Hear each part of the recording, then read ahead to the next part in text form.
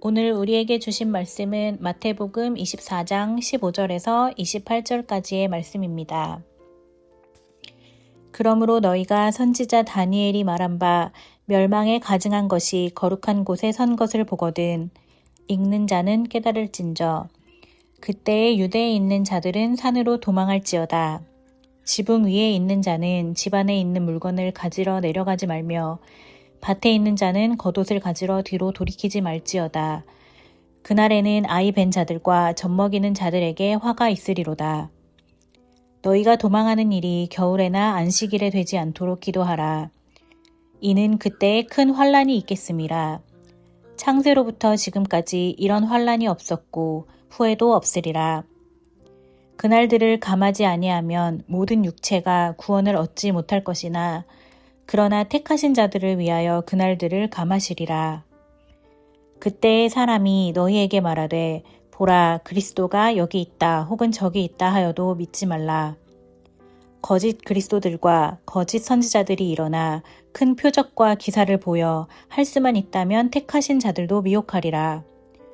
보라 내가 너희에게 미리 말하였노라. 그러면 사람들이 너희에게 말하되 보라 그리스도가 광야에 있다 하여도 나가지 말고 보라 골방에 있다 하여도 믿지 말라. 번개가 동편에서 나서 서편까지 번쩍임 같이 인자의 임함도 그러하리라. 주검이 있는 곳에는 독수리들이 모일 것이니라. 하나님의 은혜가 함께하기를 소망합니다. 이수호 목사입니다. 마태복음 24장 15절부터 28절의 말씀, 거짓을 경계할 큰 환난의 시대라는 주제로 함께 주님의 말씀을 보겠습니다. 사랑하는 성도 여러분, 한국에도 한때 예수님이 언제 재림하신다라고 말하며 많은 사람들을 속인 사건이 있었습니다. 사람들은 그 말을 믿고 직장을 그만두고 재산을 정리하고 심지어 가족까지 떠나며 그날을 기다렸습니다. 하지만 그날은 오지 않았습니다. 왜 이런 일이 반복될까요?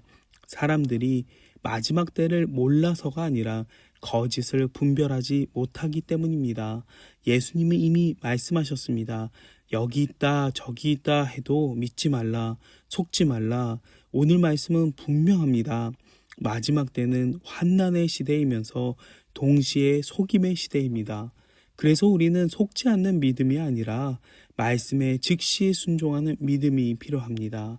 이제 오늘 본문을 통해 우리가 어떻게 마지막 때를 살아가야 할지 함께 말씀을 보겠습니다.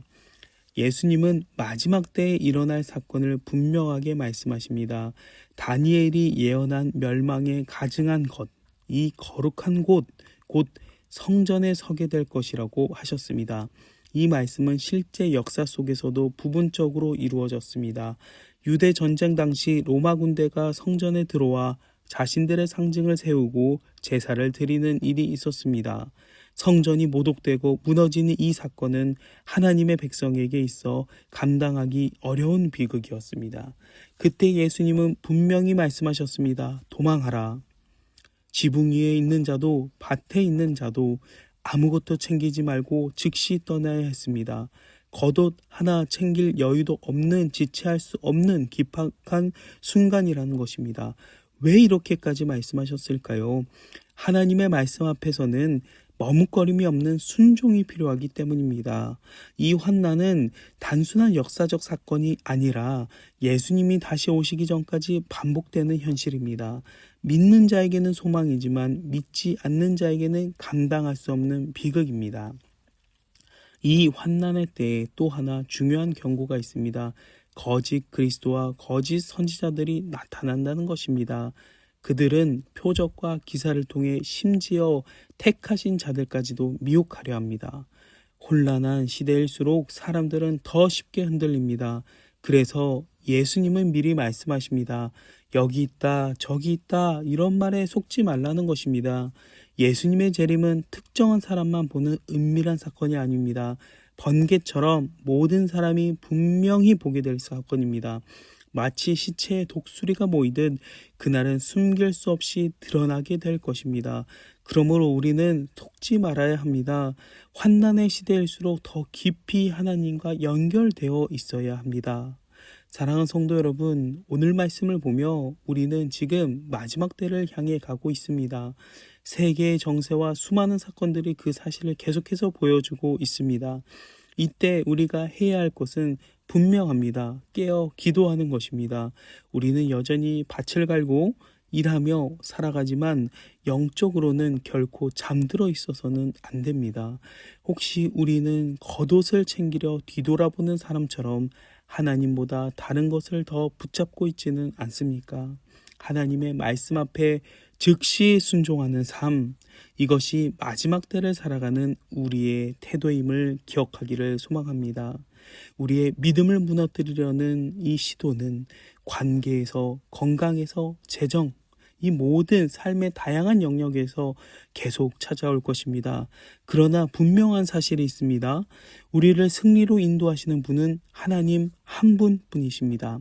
그래서 우리는 끝까지 여호와 니시의 하나님을 신뢰해야 합니다.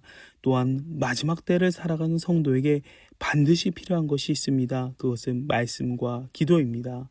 거짓과 속임수를 이길 수 있는 유일한 방법은 말씀으로 분별하고 기도로 버티는 것입니다. 이 싸움은 나만의 싸움이 아닙니다. 모든 그리스도인의 싸움입니다. 가정에서도 직장에서도 공동체에서도 믿음을 흔드는 일들은 계속 일어날 것입니다. 그때마다 우리는 결단해야 합니다. 나는 흔들리지 않겠다. 사랑하는 성도 여러분, 우리는 매일 영적 전쟁을 살아갑니다. 그때 우리는 무엇을 의지하시겠습니까? 내 생각입니까? 아니면 내 경험입니까? 아니면 오늘 하나님이 주시는 말씀입니까?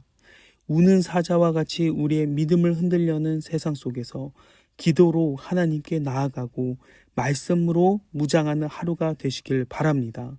오늘 하루도 여호와 니시의 하나님께 모든 것을 맡기며 믿음으로 승리하는 온누리교회 모든 성도 되시기를 주님의 이름으로 축복합니다.